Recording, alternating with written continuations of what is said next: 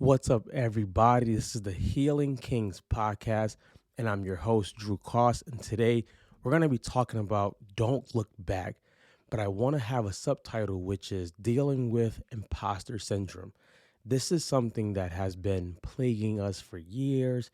We've heard different views on it, and sometimes we've been stopped completely by it. I want to give you some context on why this shouldn't stop you and how you can actually get past it. Why? Because I want to see you go forward. And I know for a fact, if you're anything like me, most guys, when they face something that they cannot accomplish or conquer immediately, sometimes they quit. So, fellas, chime in, ladies, chime in, whoever you are, chime into this. Imposter syndrome, the whole goal of imposter syndrome is to stop you. Your mind, your brain wants to always make sure you feel comfortable and safe. That is not the goal of life. If you look at people who work out, in my daily profession right now, I am a fitness coach. And with strength training, one of the things that you have to realize is that the muscle will not build if it doesn't tear. So you have to be comfortable being uncomfortable. You've heard that before. Now, I want to give you some reasons why you don't want to look back and let imposter syndrome become your leader. You've come through so much already in your life. You've conquered so much that if you told people all of it, they would probably think you're crazy. You've conquered things that no one has seen. You've conquered things that people have seen. So you want to be able to revisit what are some of the wins I already have up until this point? What are some of the successes that I already have up until this point? And I don't want to minimize any of them. I don't want to minimize anything that I have already overcome. Why not, Drew? Because that shows me that I actually can do what I put my mind to. I actually can do what I grow into. When I help people make goals, student of mine, he has a goal, and I don't want to say his goal. I want to keep it private, but he has a goal. And I told him, make this goal bigger than what you're saying right now. Let's say, for instance, his goal was to, let's just use weight loss for instance. His goal was to lose 10 pounds. I said, set the goal that you want to lose 20 pounds. Why, Drew? Set a goal that makes you grow into that and makes you become a different person. And that's what imposter syndrome stops you from doing. It's telling you, no, you're not good enough. Okay, if I'm not good enough now, I'm going to grow until I believe that I'm good enough. You don't have the capabilities. Okay, I'm going to master these skills until I have the capabilities. I don't believe in telling people you need confidence. I believe in telling people you need evidence. You cannot stand against evidence. So I told him, set the 20 pound goal, right? And don't look backwards. Don't look backwards but I failed yesterday. Don't look backwards. If we're looking backwards, it's to count the successes that we had. Don't look back. Set the 20 pound goal. What you're going to find out is what does a person who wants to lose 20 pounds really do? They get more, they get more regimented on what they eat. They get more disciplined on not missing workouts. They build momentum to not miss the goals that they set along the way. You become a different person. So the first thing you want to do is revisit your wins.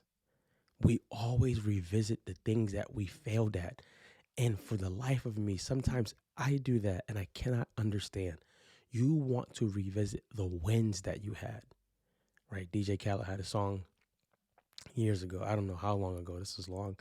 All I do is win. This is not like the positive, think positive type of thing. This is more so, I know things that I failed at, but I even look at those failures as data.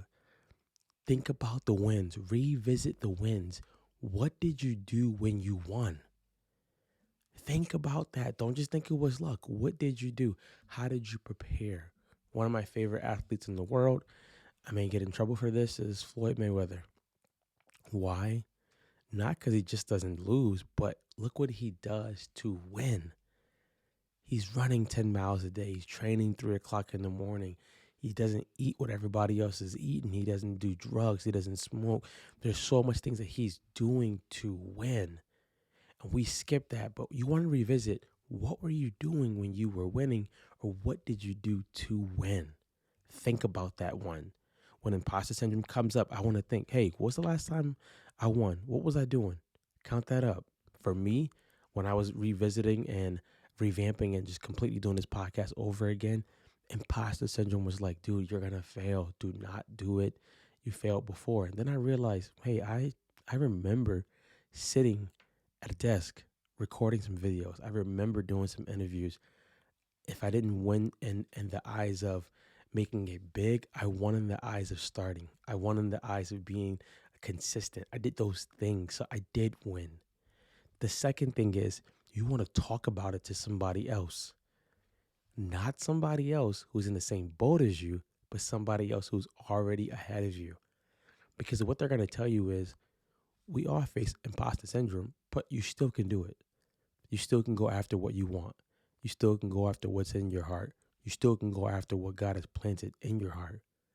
And you may not get all like the feel good feelings along the way at first, but still go after it. Talking about it with people will help you destroy the whole moving in silence movement. I'm not saying you should tell everybody everything that you're doing, but I do believe moving in silence can become a crutch. When you don't move in silence, you realize now you are accountable to something or someone. And that is one of the greatest investments that you can ever make. If you want to if you want to grow, become accountable to someone who's better than you at what you want to do. If you cannot find somebody who's better than you at what you want to do, find someone who's just ahead of you in some area and ask them, can they hold you accountable? You want to talk about it, because what you don't realize is you can be talking too small. You can be talking too small, and it's time for you to talk a lot bigger. And I'm talking to myself. I'm preaching to the choir. Somebody say amen in here, right? Take you to church. I want to be talking to someone so that they talk me into what I'm trying to get into, or they talk me more ahead more. This is sacred, because most of the time we don't realize people who are succeeding, or they've done things that we haven't done. They've had the same feelings that we had. They've had the same imposter syndrome attacks come up as well. And if they got past it, that's a hint that you can get past it. That's a hint that there's something that you still could do. You want to think about, who can I talk to about this stuff, so that they can help me actually keep moving forward instead of moving in silence. When you move in silence, you don't realize you're not accountable to anybody. So you can just quit and nobody knows. Oftentimes when I want to actually succeed at something, I put it out on social media, because now I have to look at people, even though they may not even be looking at me, and know that, hey, you put this out there and you haven't done it, right? What's happening? I put a goal out that I want to hit 70 videos by March 2nd. Today is December 4th. This counts as the first video. The videos have to be 5 minutes or more. And what it's going to do, that it's going to do what I put it out there, is I'm going to realize, hey, I can come back with some evidence that there's 70 videos in 3 months. 70 videos. So when I'm showing you how to make better videos, or how to show up for yourself when nobody's in the room, it's before, right now, 4:30 a.m., I have evidence to show you these videos. The last one, you want to be challenged. If imposter syndrome is coming at you from all different angles, accept the challenge and go harder. If imposter syndrome is telling you you're not smart enough, I may not be, so let's go get smart. What does a smart person do? How does a smart person study? Who's a smart person I can hang around? Hey, you're not gonna succeed at this goal. Yesterday, that I would have accepted that. Today, I'm accepting the challenge. I'm gonna go do what successful people do. I'm gonna map out and write out whatever I need to do to be successful at this. I don't want you to look at imposter syndrome as something that is coming to stop you. I look at it as a warning that I'm going in the right direction, and the enemy doesn't want me to do that. I'm also looking at it as imposter syndrome can be the thing that's trying to stop me from helping just one person, Just one person. When I show people or teach people how to make videos who are scared to get on social media, the first thing I tell them is just think about that one person. Just think about you helping one person. Not everybody, one person. And if you think like that, you'll be able to show up. So let's just recap, right? We're not going to look back. We're not going to look back, right? You with me? Recap. Number one, you want to revisit the wins.